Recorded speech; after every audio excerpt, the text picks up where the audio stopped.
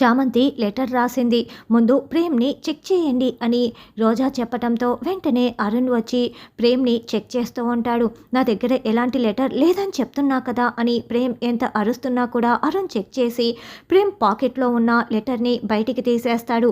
Ma'am ఇదిగో letter అని అరుణ్ చూపిస్తూ ఉంటాడు. వెంటనే రమాదేవి ఆ లెటర్‌ని చేతిలోకి తీసుకొని కోపంతో చదువుతూ రగిలిపోతూ ఉంటుంది.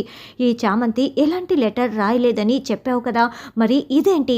ఏంటే ఏ లెటర్ రాయలేదని చెప్పావు కదా అని రమాదేవి ప్రేమ్‌ని, చామ్‌ని ఇద్దరిని నిలదీస్తూ ఉంటుంది.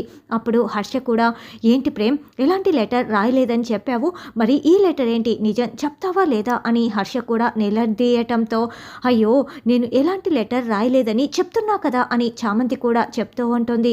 అప్పుడు ప్రేమ్ నాన్న నేను నిజమే చెప్తున్నాను, చామంతియే ఈ లెటర్ రాసింది అని ప్రేమ్ చెప్పటంతో చామ్ చాలా షాకింగ్గా చూస్తూ ఉంటుంది.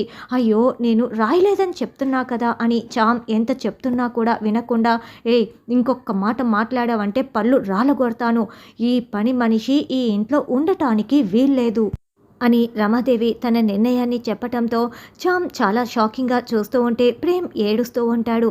అమ్మయ్య నేను అనుకున్నదే జరుగుతూ ఉంది అని రోజా చాలా చాలా సంతోషపడుతూ ఉంటుంది.